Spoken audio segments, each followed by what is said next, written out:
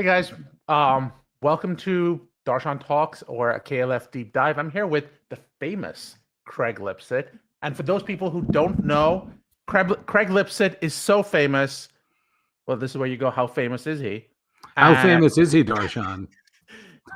Craig is so famous that when people want to advertise, they start with his name and then put the brand name behind him. So it's Craig Lipset for Nike, and not Nike having Craig Lipset. I got to work on that one. Not the greatest thing in the world, but my point is, Craig's very, very famous.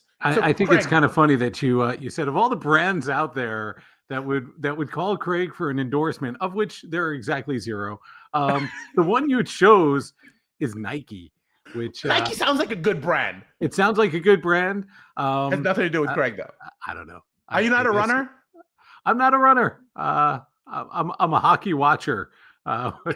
There should be prizes.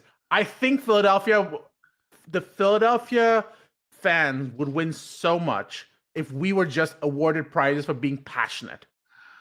So hockey watchers, you could be up there.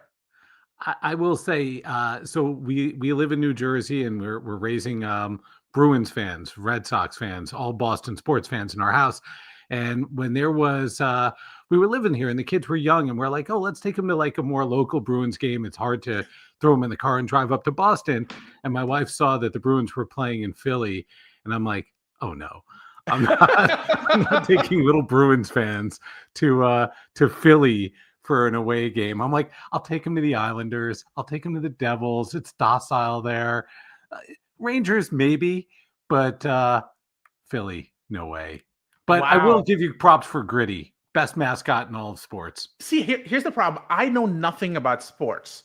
So it's terrible that I am actually talking about sports at all. My closest thing to sports was I was a fighter, but that's been a long time. I still teach a little bit, but yeah, I am not a sports fanatic. The fact that you are a Bruins fan, I imagine that I should be upset because Philly Bruins, I don't know if there's a thing between the Flyers and the Bruins. It's just Philly versus the world. It's when it comes to sports. But Darshan, I'm colorblind. What color belt are you wearing? If you're, I'm black in the. So I was a national level fighter. I was U.S. number 2 and number 3 in judo. So did that a fair bit. But before we continue, why don't we first introduce you, Craig? So tell us a little bit more about yourself. I am just a clinical trials guy, like so many in our community, and like many in this community of clinical research in the workforce. I've straddled time across research sites, CROs, tech companies, pharma and biotech, and so I've held roles that have spanned from Parexel to Pfizer, from little young biotech at Nexus Therapeutics that was acquired by Bristol Myers, as well as helping to start the clinical trial tech company that became Perceptive Informatics. And my research career, like so many, started in academic research centers, places like Columbia Presbyterian in New York, or the VA hospital up in Syracuse. And so, I like to think I've been a bit of a traveler around this space, but now I work independently and have this opportunity today to help advise a number of organizations and to help chair and lead a few others. And Craig, just so we can put that pitch out there, this is the season for giving. So what organizations do you support right now? So for me, I'm very active with the Foundation for Sarcoidosis Research. It happens to be thank you very much, a rare disease patient community that is personal for me as a patient with a person with sarcoidosis myself. I've been on the board there for 14 years on the advisory board. And, like so many rare disease patient organizations, it's been remarkable to see the evolution in leading and owning a research agenda that I've seen with FSR. This is, like so many others in this space, When I joined, they raised money and they handed it off to academic researchers to go do the research that they thought was important.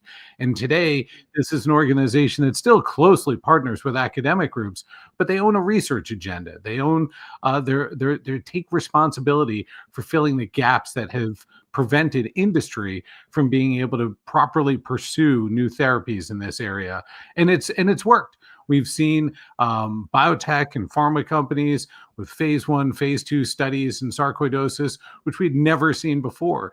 And it's because, like so many other patient groups, they address the missing links in the foundation for research, endpoint clarity, site networks, patient registries, regulatory engagement for clarity, all of these missing pieces, biomarker development and strategies, right? So all these things that make it a little less risky for pharma to come in and engage. And one other quick shout out for FSR, they are the ones that reached out to the Department of Labor and got the clarification that the Family Medical and Leave Act, the FMLA, applies for those in clinical research studies. And so for loved ones who have a family member participating in a clinical trial or they themselves, there is some work protection for them through the FMLA.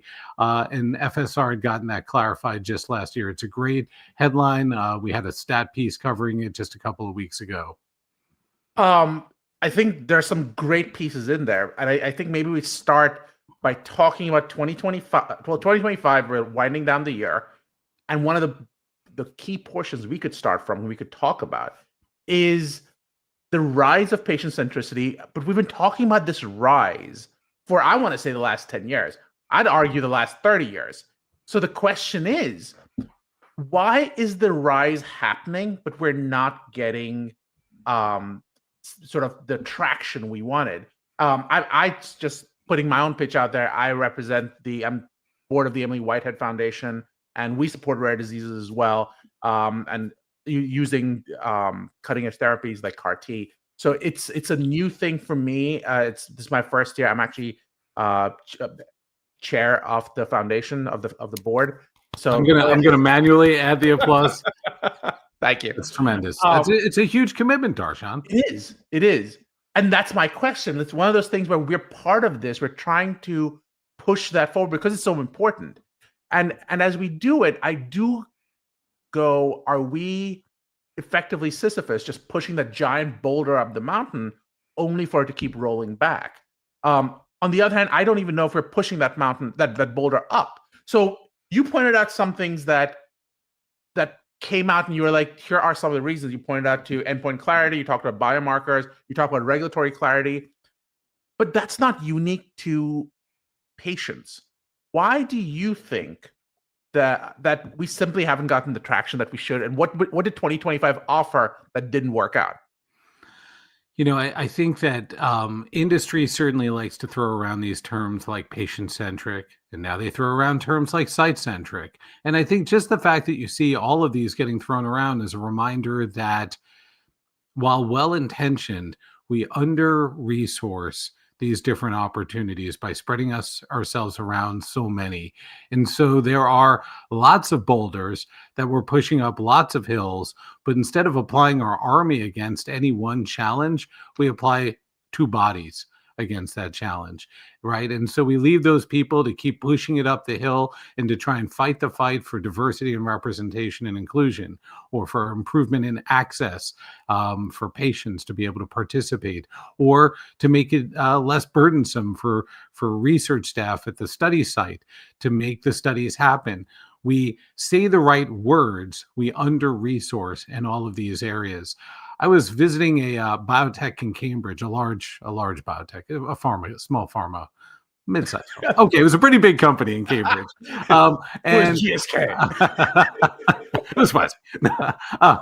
And you know, I'm sitting with a colleague there, and we're talking about the things he's trying to make happen with artificial intelligence in their company, and digital measurements and digital endpoints, and just how hard it is. And on the video screen behind him is like the company announcement board, and a company announcement flashes up there that effective December 1st, our new TMF, our new trial master file goes into effect, our new platform. Make sure you got your training and you're ready to go because it happens on December 1st. And I'm like, that is what change looks like. Change doesn't look like a guy sitting in the kitchen lamenting that he's kind of left on his own trying to advocate for digital measures or the use of AI that can bring more efficiency to the way we're working and operating. Change looks like the top down is making a commitment. They're putting resources in place. They're writing checks. They're supporting the change management around it. Maybe they're even hiring a consulting firm, but somebody's accountable and there's a date where we're switching from the old to the new. That's what change looks like. Nobody sits back in the C-suite and says, let's change our TMF and just waits to see if it magically happens or not. Or because that's kind of what we do with so many of these other things, including the concept of patient centricity. I think the other challenge there is it's hard to define what that really means. Is patient centricity an emotion? Is it like just an emotional attachment that I feel that I'm trying to do right by patients? Because it's hard to look at the way most of industry is executing their studies today, knowing that we could decentralize, we could add transportation support, we could add better reimbursement and compensation for patients, that there are so many things we could do that we don't do, that it's hard for me to say that we've realized patient centricity as compared with realizing the rhetoric. I think what we're very good with is starting initiatives. And we're terrible with continuing them because it's just not sexy to continue doing something someone else started. Everyone wants to leave their mark. And the fact is that patient centricity is sexy, but it's so 2020. It's so 2022. And I think that's part of the problem, which is it looks really cool to go behind something and say, we support transportation for patients. We support reimbursement. But the point is that when you start off with patient centricity, it's too big. And if you make that your pitch, you'll never quite make you'll never quite draw that pathway you want, chart the course you want. So I guess the question then becomes, is it a simple question of making smaller goals and going, you know what, instead of saying patient centricity, let's focus on, as you did it, getting clarity for whether patients are, in your case, from the FMLA, do patients qualify for reimbursement or control under the and protection under the FMLA because of patient centricity, and that can be the eventual goal. But if we target each small portion at a time, you're going to make progress. People don't lose the will, and I wonder if that's a better way to move forward because people just can stand behind it. What's your take on that? There are lots of small things we all could and should be doing every day. Anyone who is touching a study in some way, whether you're a CRA or a CRC, a study manager, a clinician, there are small things that you can do in your role to help make that happen, right? Those small steps make them a reality, right? Some of us might have seen on LinkedIn a person from a research center post about how a CRA told them, you can't use e-consent in this study. Well, is that right? Like, as a CRA, are you sure about that information? Can you run that back in your organization? Can you be an advocate knowing that electronic informed consent, the evidence has shown us time and again through published research in the literature that patients are better informed and they retain that information for longer. And so, like, even as a CRA, how can you help to fight that fight internally to make sure that is that really the right information that I'm communicating to the site, or does it just kind of feel like I'm stonewalling them? It's so interesting you pick on on e-consent because I attended a conference, and this is my problem with conferences. Everything said on the podium is stuff everyone's heard before. It's the stuff off the podium that I think is far more interesting. And an example of that is this e-consent conversation I had, where everyone was like, let's do e-consent. E-consent's going to be amazing. And then off the podium, I was like, so why do you think we're not doing e-consent? He's like, no one requires it. And if they do, there's no return on investment because no one said, I'm going to participate because of your consent. So it's this nice to have that costs money but doesn't actually give me any returns. So why am I going to spend my energy and time on it? So in the same way, there is this discussion, for example, I'm calling out Donna Libretti, who is amazing. She's been pursuing this idea of, you know what, we want to make sure that if patients participate in clinical research, they get paid a little bit better. And if they get paid a little bit better, I think there are a couple of people out there, I think Donna is included, where she comes out and says, maybe that should be tax deductible and that you aren't paying an income tax on that. All of which are fair points to make. I guess my question is, in those scenarios, are these incentives that we know will fail, and therefore we can stand behind them and all feel good about putting it out there, instead of knowing that if I take on this topic and spend money and time and have a clear ROI, and I can try to build that support behind it, it's more likely to get somewhere, but then I have to stand behind it. Well, look, I think getting clarity or even getting legislation around modification of the tax code around what is deductible there is a long road to have to go down. And so in some ways, you could say it's easy for folks to jump on because they know it's going to be a road that's so long that they're not going to be there to see it through. But on the other hand, these things are achievable. We know that there are pathways and processes to getting that type of policy in action, especially if you're a large, heavily resourced pharmaceutical company with headcount in Washington, D.C., and lobbying firms on speed dial. Like, there are ways that we could harness the superpower of this industry to try to make those changes for good. So, okay, so we've talked a little bit about patient centricity. We've talked a little bit about reimbursement. Let me I've got one ask, other reimbursement please, thorn in my side, Darshan, please, while we're on the topic. please. Uh, we've made this shift over the last decade that routine care procedures and trials should be billed through the patient's existing payers. We do Great. coverage analyses and coverage determinations, and we say this CAT scan, this CT, this MRI, these will be considered, routine Standard care. care procedures, standard of care on the schedule. Bill it to the patient's insurance. Sounds great on paper. The drawback, of course, is as a human in America, we never get 100% coverage when things go through our routine care pathways, right? So I have deductibles, I have copays, and then I deal with denials. And sometimes those denial rates are 10, 15% of the time, right? So when pharma used to cover all of the procedures in the schedule of events in a protocol in their study budget, those sites were covered 100% for those procedures.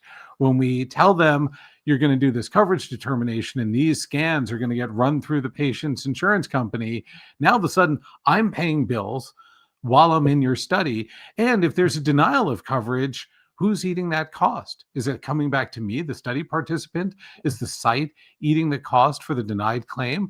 Because they'll say they can't go back to the sponsor. They can't go back to the sponsor because it'll look like they're a secondary insurer for the patient picking up a denied claim. And nobody wants to trip over CMS and OIG and trigger an investigation. Interestingly, I've even heard large research institutions tell pharma, don't pay me for these procedures. Only let us run it through a coverage determination and have the patient's insurance cover it, just because we don't want to get tripped over on these things looking like we're double billing, even by accident. But all of those lead to the same pathway, which is financial toxicity for the person who's participating in your study, because they're getting left with bills that they didn't used to get left with. So even while our rhetoric of patient centricity is going up, we're shoving even more bills on the patient while they're in these trials. Yeah. I think it's such a great. I'll be honest. I haven't had anyone raise that question to me before. I've heard about the Medicare secondary payer rule and the implications of it, but no one's talked about how do you tie that into deductibles. So it's interesting that you raise it. So thank you for doing that. Speaking about financial toxicity, let's pull this into the other piece you raised a few seconds ago, which was the movement away from patient centricity towards site centricity. My question for you is, first of all, is this a real movement or is this just something that is happening at the site level? Because I'll be honest, I don't know too many sponsors in the small to medium size who are talking about it. Now, there's someone like, for example, Robert Solomon, who's very, very outspoken about it. I think that's awesome. But outside Rob, I don't know too many small sponsors going, yeah, you know what? We want to focus on you guys and not on us. And my experience talking to these sponsors is they're spending their time, their energy going, I just need to survive. And I don't have time to think about someone else's survival when I don't know if I'm going to survive. What is your take on that so far? I think that's an astute observation. So I think that at a macro lens, if you go to certain conferences, go to Scope, go to DIA, it does feel like the lens has shifted from talking about patient experience, patient burden, patient centricity to site experience, site burden, site centricity. And it's hard for this industry to walk and chew gum. And so it's hard for me to imagine that we're putting the same amount of energy that we used to in one while also now taking consideration of the other. It is, though, a really important observation that you make that many small pharma and biotech, especially those focused in rare, will continue with that laser focus on the patient, the understanding of the patient journey, while the larger pharma that are concerned with a portfolio of studies, studies across an enterprise, are much more sensitive to the burden that they're placing on sites. Now, I have a little bit of beef with this, and I did even back in my days at Pfizer. And I remember at my days at Pfizer, we had this set of initiatives we were running, and patient experience and site experience and this and that and this and that. And at one point, they said, we're just going to merge together patient experience and site experience. And I was like, I don't know if I'm a big fan of this. It kind of feels like we're going to let one go and focus on the other. In a lot of ways, it was actually a really good idea to bring those efforts together, because it kind of feels a bit like before you put the oxygen mask on your loved one on a plane, you have to put it on yourself. You have to kind of make sure that you can breathe if you're going to take care of the person next to you.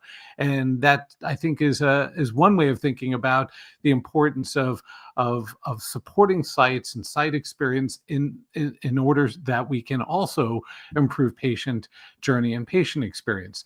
I think some of my beef with all this is sometimes I feel like we're talking about sites with the same degree of urgency and empathy as we do with the patients, and kind of putting them on a level playing field. And I don't think that's right. And I'm going to just sort of say that it's not right, right? Patients aren't paid. Patients are there because they have to be there. Patients are there because they're seeking hope and seeking with urgency opportunities for an often devastating medical diagnosis. People working at a site made a career decision that they want to work in the clinical research industry.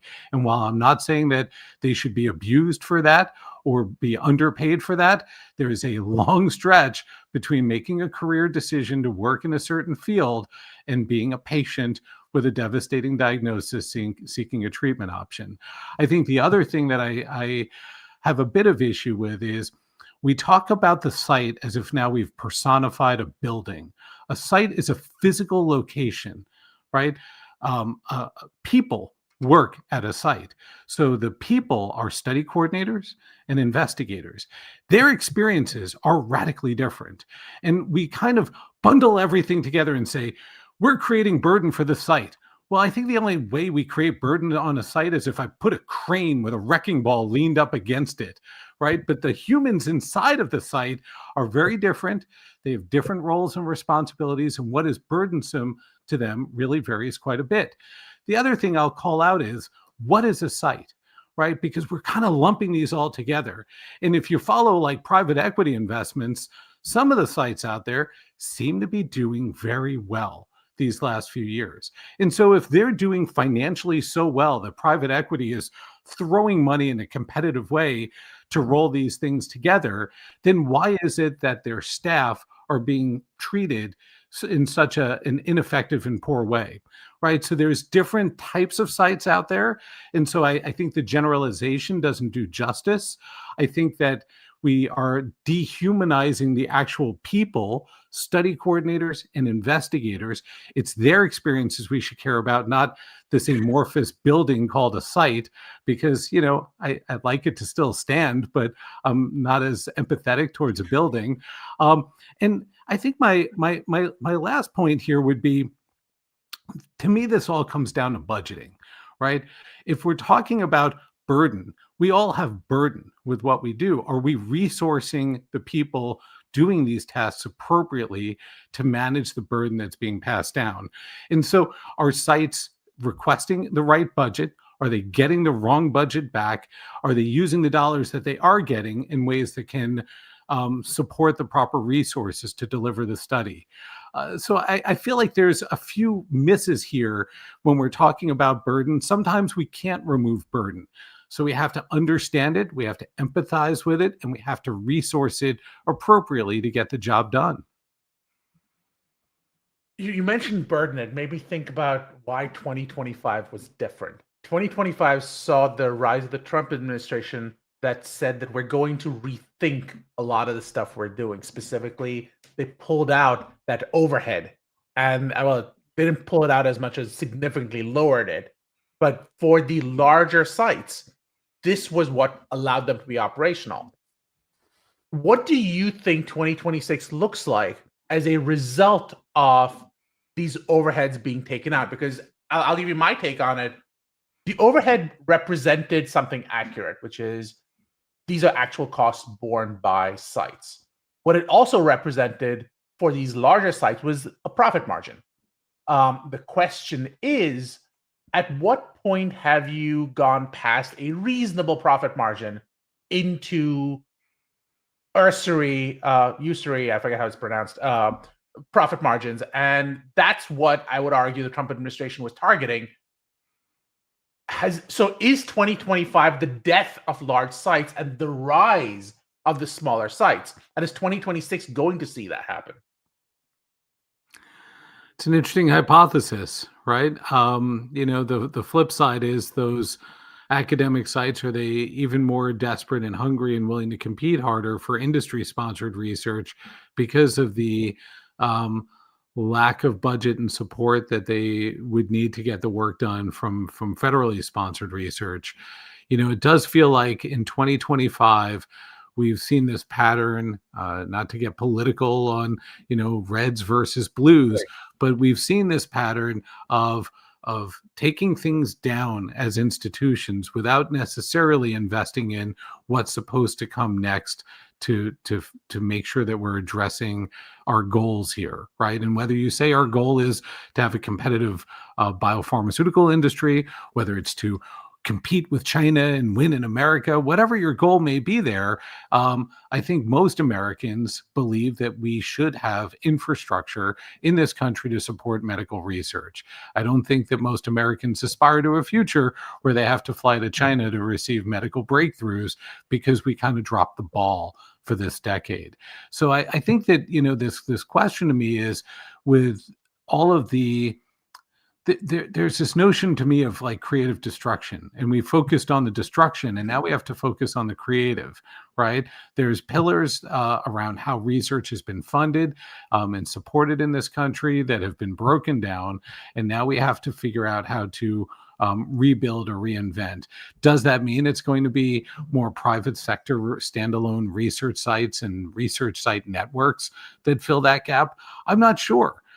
Because so many of these patients, we've talked for years about research as a care option, and how do we more closely embed research within healthcare settings.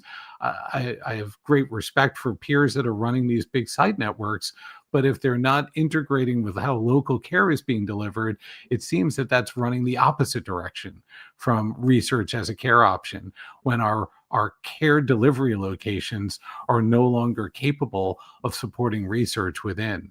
So, I'm not really sure, Darshan. I certainly hope it's not the end of research embedded in care delivery spaces. I'm hopeful that those institutions are able to be increasingly competitive in working directly with industry. I think there's a lot that they have to win, because they have the patients, they have the electronic health records, they have access to millions of patients that they're already seeing in their doors every day. How can they do that work far more efficiently to help offset for some of the loss that they've faced with regards to some of the overhead from the federal government. I'm going to use this opportunity to talk a little bit more about some of the changes because you actually triggered some of these thoughts. You talked about the importance of the competitive biopharma landscape and how we may have inadvertently or advertently pushed some of the research towards China, even though that may not have been the goal. Specifically, I think that and people generally argue and agree, at least from the U.S. perspective, that China's taken a lot of technology that exists in the U.S. and use it themselves, and now they have a incredibly competitive, if not advanced, and sort of challenging biotech and cell therapies division that's doing really, really well. But I think that the rise of that has also meant that the U.S. government is now playing defense. And what stuck out to me was this idea of we're not going to let data across the countries like it used to.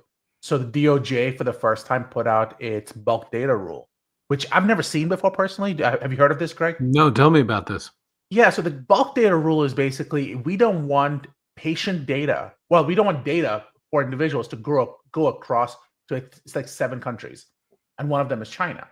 And the concern is that they will use it, abuse it, having American patient data. And that affects things like pharmacovigilance. That affects things like clinical research. So the big thing we used to do in the industry is, you know what, we're going to do the research here, but really India and China will really bring in the bulk of the patients. Well, now I'm doing transactions with India and China. India kind of took a back seat because in 2014, 2015, they had major clinical trial problems, and India kind of fell behind. China is now competitive, so that's why they're being pushed away. But what happens to the studies here? And that's going to become a real concern. You take on the Biosecure Act. Have you heard of the Biosecure Act? Yes. Okay. You want to tell people what the general stuff around the Biosecure Act is? I do not. Fair enough. I love it. So the short version of the Biosecure Act, it didn't actually pass, but the first version of it was we want to, again, protect data. We don't want the data to go to China and, again, 7 or 8 other countries, with the idea that we're worried about this data just being shared. The question then becomes, are we landing up in a space where we're going to be isolated in the research world? Because we can't send data to Europe. We can't send data to China. There's no sense in sending data to India. Well, where are we actually operating? Are we going to work off of just 300 million patients and go, that's all we're going to work off of? Is that going to slow down drug research or a device research or the like? Or is there more to it and I'm sort of missing the forest for the trees? How I guess the corollary question though is, are we capable of supporting federated research models where we can run research that are coordinated globally, globally consistent, globally harmonized according to a shared protocol, but where our data infrastructure respects some of the local governance and local autonomy, right? So that we can run federated models that leave data resident in its local jurisdiction, but we are able to get out of that data the answers that we need around efficacy, safety, or other parameters of importance, and that the data has been acquired in ways that bring both confidence around integrity and consistency according to a protocol, so that this doesn't become a barrier.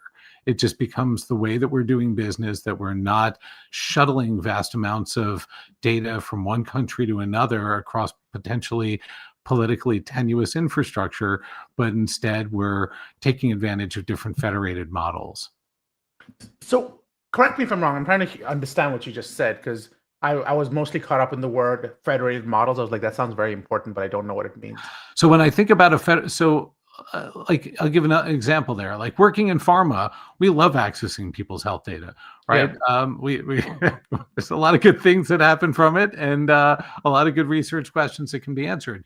At times, there are instances, for instance, where some institutions don't let their data outside of their four walls. They're sure. not looking to send their data off to companies like Pfizer.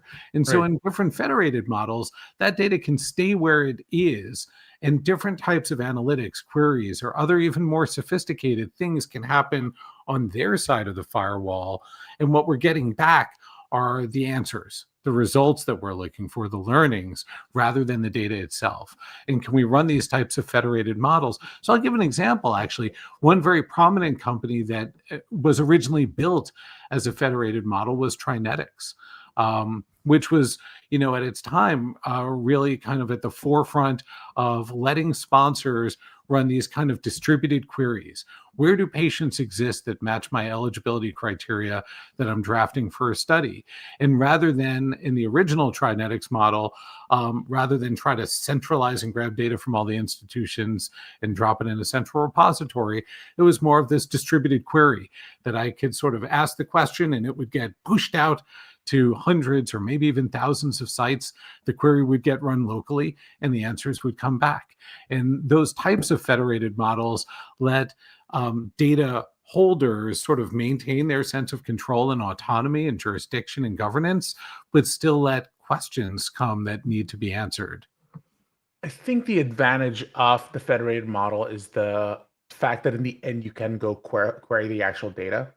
I think the fact is that in when you are a regulator like the FDA or the Chinese version of the FDA, you need to be able to actually see the source data. Because how do you know that the decision you made, the determination you made is accurate? And there has been these charges levied against the Chinese determination that sometimes that data may not be as accurate um, as you'd want to. Daniel's pointing out you need a semi-permeable membrane. But is that semi-permeable membrane necessitating a plane ticket for that regulator to have to fly off to China to permeate the membrane to be able to see firsthand and do their audits and build their own confidence that the data was properly captured? Or to Daniel's, sort of provocative theme there, can that membrane be permeated in or penetrated in remote ways that still respect the autonomy of the data holder and their own governance and rules? Without necessarily saying we're moving the data out, how can I kind of ship my eyes in? Now, Darshan, the other hook to the constraints, and I'll be curious from your audience whether if any here live have thoughts on it or if any are listening to a replay. Today the other hunger for data is to be able to train our models, our bio Mm, models, which are living at this next generation, whether whether it's around the process of clinical trials or just for discovery and research purposes, and to what extent you can train models in a federated way. To what extent can I leave my data in that country, in that local environment, but kind of ship an instance over that can learn and train from it, and then leave that data intact and otherwise unfettered? I'm not sure how well that works, and I'll be curious. Maybe that's something that the OpenAI or Anthropic people have already been publishing or writing on, or maybe some entrepreneur is already cooking up. here's my question. My question is, you're in in a federated model. The fact is that the data resides on local servers or controlled servers, if you will. Um, I am not convinced that you can actually train on that data because the truth is you don't have the informed consent to do that. Whether you're talking on GDPR, you're talking on CCPA, the fact is that these patients did not concede, did not agree that you can use their data in these ways. So, while I think that it could lead to some great places, the road to hell is paved with good intentions. And I would argue that if you want to use the data, I think go ahead. But if you're going to use that data and you're going to go ahead, get the consent of the patients first.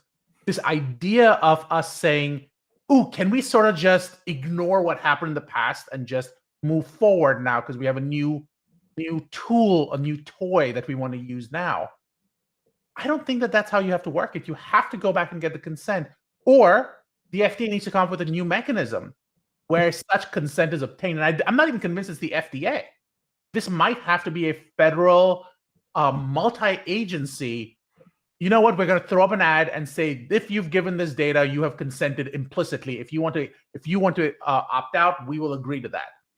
But with this idea of we're not going to get that federal mandate, and we're still just going to do it because we can. Well, that's what happened with Craig, I know you missed my talk at ACRP last month, but that's exactly what I pulled up.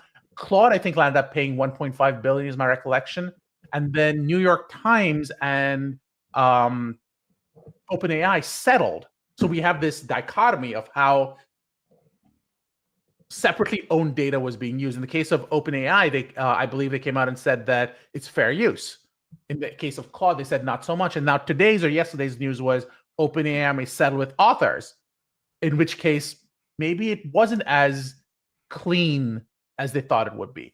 So if we know that this data is problematic, if we know that whether copyrights or something else controls this data, in those scenarios, is it appropriate that we sort of ignore these patient rules when we've been talking about patient centricity? And that brings us a whole circle back. Like, we circle back to the same question: is how patient centric is it to go, let's ignore that? So what do you think? I think that the divergence of data science and patient centricity has been happening for a number of years, and this era with AI is only further exacerbating this. We, in some ways, this is like Henrietta Lacks 2.1. Very much so. Henrietta Lacks 2.0, I'm sure your audience knows the story of Henrietta Lacks, patient, African-American woman, I think it was cervical cancer, down at Hopkins in Baltimore. After she passed from that disease, her cell line, which are now affectionately known as the HeLa cell lines, were grown and regrown and regrown and regrown, and have been used to and traded with research centers around the world to support research and cures in dozens and dozens of therapeutic areas. And all of this was done without the awareness or consent of Henrietta Lacks or of her family, whose genetic material is part of this narrative, right? And so you can say a lot of good has been done, and indications as far-reaching as age research, as well as other cancers, right? But all without the permission or consent. It's kind of funny that we, even today are calling these HeLa cells, doing some sort of quirky acknowledgement to Henrietta Lacks, HeLa, whose initials were on the vials, but never had her consent. And, to me, in the story of data science and real world data, we've been kind of revisiting our failures of the past and how we've been using people's data for a number of years. We have a vast multi-billion-dollar industry that is buying and selling people's medical records data, and have been doing so for a number of years, feeling that it's safe because I have removed certain identifying information, most of which we knew even before the age of ChatGPT could be recreated and could be used to re-identify, which can only be done even easier in today's era of, omni-available AI tools. And so, if that was a problem yesterday, and we kind of let it slide, well, now, to your point, everybody wants even more of this data to train their models. And you could say, well, I can use AI today, Darshan, and create synthetic data sets. I could, but even that it's kind of like you're describing with OpenAI. It's still being derived from a source. And that source in one case was an author or creator, and the other case the creator was a patient. And we're not acknowledging and respecting the source. And so is the future one where we try to do this massive opt-out and flip the script from opting in into opting out of research, that everybody is a participant unless you've marked your driver's license that you're not a data donor, instead of having to mark that I am a donor on my driver's license? Or are we going to see more platforms that give patients explicit permission to be data connectors and data sharers? And in doing so, is this actually like a part of our future narrative around universal basic income and strategies to ensure, economic salvation for people in the age of AI? Because so much of it might come back to my data, and my data has value, and how can I participate in the monetization of my data with full transparency when my data has value? Others are participating, but I'm kind of locked out of it. We have a comment. I really did think we're going to try to wind up soon, but this might be the last comment we kind of address. I think the cells, materials genetics cells, is more consent bound than signals that would have been passed unnoticed when the sensors and capture for treatment diagnosis. I don't fully understand what the person's saying. What do you think they're saying, and can you respond? I'm wondering if they're trying to make the distinction here between cellular material like HeLa cells and one's data. Okay. Although I can't say I'm sure here. And maybe there should be a difference, but I'm not sure that there should, right? I mean, you could say that my cellular material is a physical construct, and there's only one instance of it. But in the case of immortal cell lines like HeLa cells, it's almost as replicable as copying and pasting my medical record data is. So I'm not sure if that was the theme of the question, but for me, I kind of put them together, and consent around how my data is being used, whether it's histologic and cellular, or whether it's digital and health data, I think should run through the same channels, and those channels should start and end with me. I have access through credit reporting agencies to be able to see what data is held about me, to see who else has touched that data about me, and to be able to lock that data if I don't want it to be shared, so that if other entities want to see it, they have to come to me to unlock it. And in that model, I can use that data for good. Like, I'd like to be able to apply for a new credit card, and I can prevent it being used in ways that I don't support. We know we can deploy models like that at nationwide scale for all financial transactions that are happening for every human in this country. Why can't we envision doing the same with our data? I have so much to comment on. I'm just going to stop right here because we could literally keep going. This is absolutely fascinating. Craig, before we go, if people want to reach you, how can they reach you? It's that's the beauty of social, right? Find me on LinkedIn. What I love on LinkedIn is every college kid or graduate student who's doing a research study that involves clinical trials seems to be able to find me and reach out directly and schedule a call. And so if you're working in this field and you have an idea you'd like to share or bounce around, do the same. Make like those college kids. Don't be shy. And you can find me at darshan@kulkarnilawfirm.com. Craig, thank you so much for coming on. This was incredible. I hope we can do more of these because obviously people are interested. Hey, I'm glad you got your StreamYard back, Darshan. Let's keep it going. For sure. Thanks again.